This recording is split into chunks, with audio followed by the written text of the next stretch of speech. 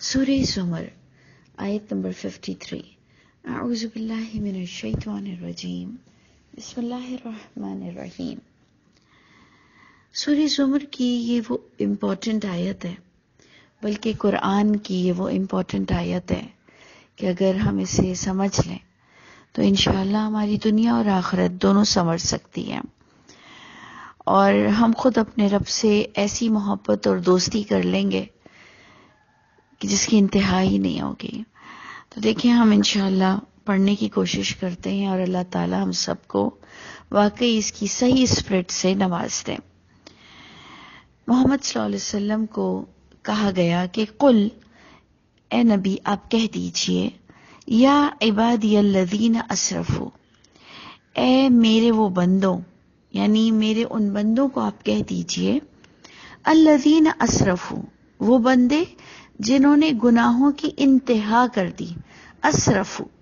ہم اردو میں بھی کہتے ہیں اسراف بڑا کیا، یعنی بہت ہی خرچ، بہت بے جا کرنا. پروردگار فرماتے ہیں کہ اے نبی میرے بندوں سے کہہ دیجئے جنہوں نے انتہا کر دی گناہوں کی، علی انفسہم، یعنی جب بھی انسان کسی کا حق مارتا ہے، کسی کے ساتھ زیادتی کرتا ہے، تو گویا وہ اپنی ہی جان پر ظلم کا وبال کھڑا کر رہا ہے. تو اللہ تعالیٰ ان لوگوں کو بھی یہ پروپوزل دے رہے ہیں کہ جنہوں نے انتہا کر دی گناہوں کی. اب اگر ہم تھوڑا سا اس کی اگزامپلز لینا چاہیں تو ہم جب اپنے لائیو درس میں پوچھتے ہیں کہ اسرفوا علی انفسہم میں ہم کون سی باتیں لے جائیں گے، تو آج کے دور میں ہم دیکھتے ہیں کہ انسان نے اپنی ماں کو قتل کر دیا، اپنے بچوں کو قتل کر دیا. یعنی دوسروں کو تو قتل کرنا بہت بڑا گناہ ہے، بہت بڑا، لیکن ماں کو قتل کرنا، لیکن اپنی اولاد کو قتل کرنا. یا پھر ہم دیکھتے ہیں کہ بم بلاسٹ کر کر کتنوں کی جانیں لی جاتی ہیں، کتنوں کو معذور کر دیا جاتا ہے. اور پھر ہمارے یہاں یہ کہنا خاص، جو اس آیت میں ضروری سمجھتی ہوں یہ بات بتانا، کیونکہ یہ آواز مجھے ممبروں سے آتی ہے، بڑے بڑے علماؤں سے مجھے سننے میں آتی ہے، اور بچپن سے سنائی دے رہی ہے. اور یقیناً آپ نے بھی یہ بات سنی ہوگی جو میں بھی آپ کو بیان کروں گی، کہ بڑے بڑے علماء بھی کہتے ہیں کہ جی اگر کسی نے بھی جس کے ساتھ گناہ کیا ہے، تو جب تک قیامت کے دن وہ انسان معاف نہ کر دے، اللہ معاف نہیں کریں گے. میں اس سے اگری نہیں ہوں. اس کو بڑے بڑے علماؤں نے حقوق العباد اور حقوق اللہ میں لیا کہ اللہ کے حقوق تو اللہ کے ذمے ہیں. حقوق اللہ میں آپ کی نماز، روزہ، حج، زکوٰۃ، جو بھی کچھ ہے عبادات، کہتے ہیں یہ تو اللہ کے معاملات ہیں، اللہ چاہیں تو معاف کر دیں، اللہ چاہیں تو معاف نہ کریں. لیکن حقوق العباد میں کہہ دیتے ہیں کہ جب تک بندہ معاف نہیں کرے گا، اللہ بھی معاف نہیں کریں گے. اور مجھے یہ پورے قرآن میں نظر نہیں آتا ہے، بلکہ مجھے تو یہ نظر آتا ہے کہ اگر بندے نے بھی معاف کر دیا، لیکن رب تعالیٰ جب تمہارا کیس دیکھیں گے، اور اگر تمہاری اور ہماری توبہ صحیح نہیں تھی، پھر ہم نے اچھے عمل کر کے نہیں دکھائے، انسان نے ہمیں معاف کر دیا،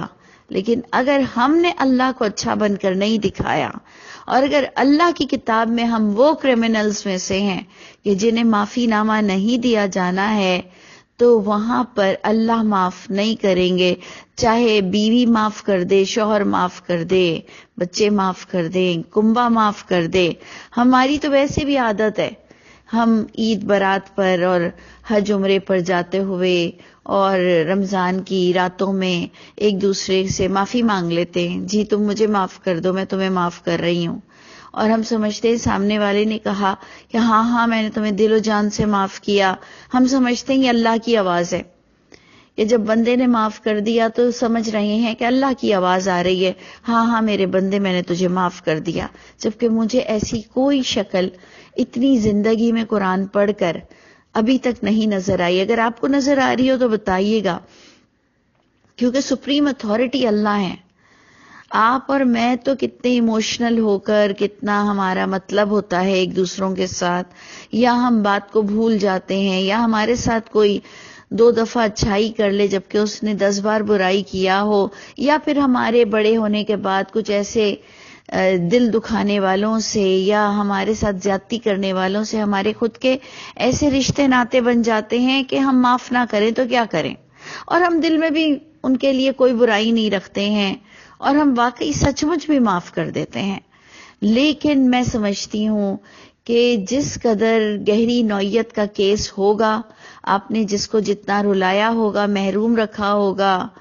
چوری کی ہوگی، اسے ستایا ہوگا، وہ جس المیے سے گزرا ہوگا، آج آپ لوگ دوست بن چکے ہیں، تو اب تو یہ اللہ کے گھر پتہ چلے گا کہ وہ انٹینسٹی کیا تھی، وہ کس حد تک رویا تھا، اور آج وہ آپ سے ہنس کر بات کر رہا ہے۔ یہ تو سب اللہ ویسے بھی مکافات عمل کی شکل میں دنیا میں بھی دکھاتے ہیں، اور آخرت میں بھی ہمیں ڈرنا چاہیے کہ ہم اس کیس میں دھر نہ لیے جائیں۔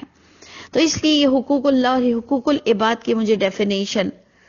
سمجھ نہیں آتی ہے، کیونکہ دیکھیں اللہ کی کتاب کیا بتا رہی ہے۔ اللہ کی کتاب کہتی ہے کہ یا عبادی الذین اسرفوا علی انفسہم، اے میرے وہ بندوں جنہوں نے گناہوں کی انتہا کر دی، جنہوں نے اپنی جانوں پر اتنا بڑا وبال بھی اگر جہنم کا کریٹ کیا ہے۔ کیونکہ دیکھیں جب ہم یہ کہتے ہیں نا کہ جس کا قصور، جس سے تم نے زیادتی کی ہے، اس سے جب تک معافی نہیں ملے گی اللہ معاف نہیں کریں گے، تو اب کتنوں کو کسی نے قتل کر دیا، کتنوں ان نون کی اس نے چوری کی، اس کی زندگی میں اس نے کتنے ان نون کی چوری کی، اسے پتہ بھی نہیں ہے کتنوں کے موبائل چرائے، اس کو پتہ ہی نہیں ہے کتنی کی پرس سے کتنا نکالا، کتنے مالک کے کتنی چیزیں اس نے کھا لی۔ تو بات یہ ہے کہ میں سمجھتی ہوں یہ فساد فی الارض ہوگا کہ آپ یہ کہیں کہ نہیں جی اب وہ تو مر گئی ماں، اور وہ تو لوگ جو بوم بلاسٹ میں مر گئے، اور وہ تو اب کیسے تمہیں معاف کریں گے، تو اب تو قیامت کے دن ہی تمہیں ان سے معافی مانگنی پڑے گی، اور پھر حدیث بھی لا کر پیش کر دیتے ہیں کہ قیامت کے دن تو کوئی سودا، کوئی کسی کو معافی نہیں کرے گا، اور قرآن بھی یہی کہتا ہے کہ قیامت کے دن کوئی تجارت نہیں ہوگی، کوئی دوستی کام نہیں آئے گی، کوئی نفس کسی نفس کے کام نہیں آئے گا، کوئی کمپنسیشن، کوئی عدل، کچھ بھی نہیں چلے گا۔ تو یہ چیزیں ہیں، انسان کو اگر بتا دیا جائے، برے انسان کو، کہ نہیں جی تیرے لیے تو کوئی معافی نامہ نہیں ہے، کیونکہ قیامت میں تو ویسے بھی کوئی کسی کو معاف نہیں کرے گا، اور اب تو وہ دنیا سے جا چکا جس کو تو نے بوم میں اتنا بلاسٹ کر کے اور مار دیا، اور تیری ماں کو مار دیا، یا کسی اور کو تم نے قتل کر دیا، تمہیں کیسے معافی ملے گی؟ کتنے ان نون کو تم نے چوری کی ہے، قیامت کے دن تو ویسے بھی تمہیں معاف نہیں کریں گے۔ تو میں سمجھتی ہوں یہ بہت بڑا فساد فی الارض ہے۔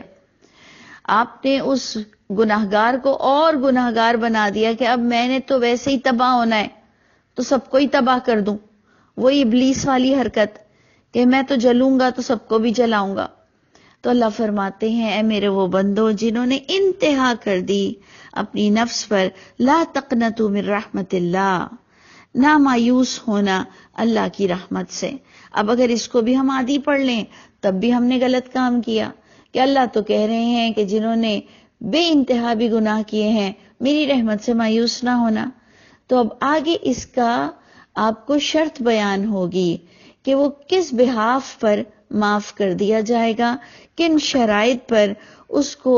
مایوس ہونے سے روکا جا رہا ہے۔ تو جناب ابھی ہم نے فرسٹ پارٹ پڑھا، پھر ہم نے سیکنڈ پارٹ پڑھا کہ مایوس نہ ہونا اللہ کی رحمت سے۔ اب تھرڈ ہم پوائنٹ پڑھ رہے ہیں ان اللہ یغفر الذنوب جمیعا، کیونکہ بے شک اللہ تو یغفر الذنوب جمیعا، وہ بخش دیں گے ذنوب گناہوں کو، جمیعا تمام کے تمام گناہوں کو بخش دیں گے۔ اب 3 پارٹ میں تو ہمیں لگ رہا ہے کہ جناب کوئی پرابلم ہی نہیں ہے گناہ کرنا، کہ اے میرے وہ بندوں جنہوں نے انتہا کر دی، مایوس نہ ہونا، اللہ تمام گناہ بخش دیں گے۔ اور پارٹ 4 انہ هو الغفور الرحیم، اس نے تو انتہائی کر دی کہ اللہ نے فرمایا انہ هو الغفور الرحیم، بے شک وہ اللہ تو بیٹھے ہی ہیں بخشش کے لیے اور رحیم ہے، بڑے رحم فرمانے والے ہیں، مسلسل رحم عطا فرماتے ہیں۔ تو جناب انسان نے سمجھا کہ نو پرابلم، لیکن آگے اللہ تعالیٰ فرماتے ہیں کہ ان کی شرائط کیا ہیں، وَأَنِيبُوا إِلَىٰ رَبِّكُمْ، اب تم نے آل دا ٹائم متوجہ رہ کر دکھانا ہے اللہ کی طرف، ان ٹچ رہ کر دکھانا ہے، جو ہو گیا سو ہو گیا۔ ہمارے یہاں تو یہاں تک کہا جاتا ہے کہ اگر غیبت بھی کی ہے تو جا کر غیبت کرنے والے سے معافی مانگو۔ میں سمجھتی ہوں غیبت کرنے والے سے جا کر کہاں کتنی معافی مانگے، وہ غیبت کی عادت جو ہمارے نسوں میں گھس چکی ہے، اس کا میں سمجھتی ہوں رائٹ وے یہ ہے، اپنی عادت کو خود نکالنے کی کوشش کرو۔ بڑا دل چاہ رہا ہو، بڑا پیٹ میں درد ہو رہا ہو کہ جی یہ بات اس کو بتا ہی دوں، غیبت ہو ہی جائے، اس پہ کنٹرول کرو تو ہم متقی انسان کہلائیں گے۔ اور آگے اس کے لیے دعا بھی کرو، اللہ میں نے جس کے ساتھ زیادتی کی ہے آپ اس کے درجات بلند کیجئے، کیونکہ بندہ غیبت اسی کی کرتا ہے جس سے چڑھتا ہے، جس کے لیے برا چاہتا ہے، جس کو برا سمجھتا ہے۔ تو کہیں اللہ تعالیٰ مجھے معاف کر دیجئے، اب میں آپ کو دکھاؤں گا اچھا بن کر، اللہ تعالیٰ اب میں آپ کو دکھاؤں گا، مجھے آپ وہی چیزوں سے بھی گزاریں گے تب بھی میں آپ کو اچھا بن کر دکھاؤں گا۔ یہ ہے اصل توبہ، کہ ایک تو شرمسار پہلے ہی ہو جائیں ہم اپنے گناہوں کو یاد کر کے، معافی مانگیں دل سے اللہ سے ڈائریکٹ، وہ ملے نہ ملے، وہ ہم جانتے ہوں نہیں جانتے ہوں ان کو، ہم اپنے رب سے متوجہ ہو جائیں، انیبوا الی ربکم، اپنے رب کی طرف جوائن ہو جاؤ۔ ان انسانوں کے پاس اتنا جانے کی کوئی ضرورت نہیں، بس ان کے ساتھ اب اچھائی کرو، اگر وہ زندہ ہیں، اگر وہ کھو چکے ہیں، مر گئے ہیں اور تمہاری آبزرویشن میں نہیں ہے تو اب اللہ سے گڑ گڑا کر معافی مانگو، اچھے بن کر دکھا دو، بس اچھے بن کر دکھا دو، بس یہ شرط ہے۔ نہ کہو کہ نہیں جی جب تک بندہ معاف نہیں کرے گا اللہ معاف نہیں کرے گا، خدا کے لیے یہ نہ بولیں۔ ہاں یہ ضرور ہے سامنے بندہ موجود ہو، اس کا پیسہ موجود ہو، آپ اس کے ساتھ اچھے عمل کر لیں، لیکن ایسا ہوتا نہیں ہے۔ کئی لوگ اس دنیا سے چلے جاتے ہیں، پھر ہم ریئلائز کرتے ہیں، یا میں نے آپ سے کہا کئی اننون کی ہم نے حق مارا ہے، زنا کیا ہے، ریپ کیا ہے، غلط چیزیں دیکھی ہیں، غلط کہا ہے، غلط جگہ گئے ہیں، غلط چیز کھائیے، غلط چیز پی ہے، کیا کچھ نہیں کیا انسان نے۔ اللہ کہتے ہیں کہ ٹھیک ہے تم مجھے اچھے بن کر دکھا دو، انیبوا الی ربکم واسلموا لہ، اور فرما بردار بن کر دکھا دو، پریکٹس مسلم بن کر دکھا دو، عمل کرنے والا ہو کے دکھا دو، میں معاف کروں گا، کیس اللہ کے ہاتھ میں ہے۔ آپ نے سورہ زمر میں یہی چیز دیکھی کہ اللہ جانتے ہیں، یعلم ما بین ایدیہم وما خلفہم، ساری کی ساری ڈیٹیل اللہ کے پاس ہیں، اللہ آپ کو اندر تک جانتے ہیں، انہ علیم بذات الصدور، وہ اللہ تعالیٰ سینوں تک کی بات کو جانتے ہیں، اور اس حد تک جانتے ہیں کہ اللہ تعالیٰ سورہ قاف میں فرماتے ہیں وَلَقَدْ خَلَقْنَا الْإِنسَانَ، ہم نے پیدا کیا انسان کو، وَنَعْلَمُ مَا تُوَسْوِسُ بِهِ نَفْسُهُ، ہم خوب جانتے ہیں سوچتا بھی کیا ہے، وہ وسوسہ بھی کیا گزرتا ہے اس کے قلب سے، وہ ہم جانتے ہیں۔ تو اس لیے آپ اور میں اللہ کو اچھے بن کر دکھا دیں، متوجہ ہو کر دکھا دیں، یعنی اب ہم نے رجوع رکھنا ہے، لسننگ کرنی ہے، سنتے رہنا ہے، اچھے لوگوں کی محفلوں میں بیٹھنا ہے اور فرما برداری کا مظاہرہ کرنا ہے۔ اور اللہ فرماتے ہیں من قبل، یہ سب تمہیں دنیا میں کرنا ہے، کیونکہ اللہ فرماتے ہیں اس سے قبل کہ آئے تم پر عذاب، ان یاتیکم العذاب، ہمیں اس دنیاوی عذاب سے پہلے ہی، اس موت سے پہلے، اس آخرت کے عذاب سے پہلے اللہ کو اوبیڈینٹ فرما بردار بن کر دکھانا ہے. ثم لا تنصرون، کہ یہ وہ دن ہوگا کہ جس دن اگر عذاب آ گیا تو پھر کوئی مدد نہیں ملے گی. آج تمہیں اللہ تعالیٰ وائٹ منی کرنے کا کہہ رہے ہیں، کر لو، موقع دیا جا رہا ہے، تو انشاءاللہ اللہ کرے کہ میں بھی اس سے فائدہ اٹھا لوں، آپ بھی اس سے فائدہ اٹھا لیں. اور اللہ فرماتے ہیں وَاتَّبِعُوا، تم کو فالو کرنا ہے، اتباع کرنا ہے، احسن، اس بہترین کتاب کی، ما انزل الیکم، جو تمہاری طرف نازل ہوا. یعنی آپ نے دیکھا کہ اللہ کے بندوں سے جوائن ہو جاؤ، جو اللہ کی کتاب سے تمہیں باتیں بتاتے ہیں، تم جڑے رہو، اچھے عمل کرتے رہو. اور صرف شرط کس بات کی، کس کتاب کی دی گئی؟ جو نازل ہوا ہے، اللہ کی کتاب جو وحی کی صورت میں ہے، من ربکم ہے، تمہارے رب کی طرف سے ہے، من قبل، دوبارہ بتایا جا رہا ہے کہ دیکھو اس سے قبل، ان یاتیکم عذاب، یہ کہ عذاب آ جائے اچانک، کیونکہ عذاب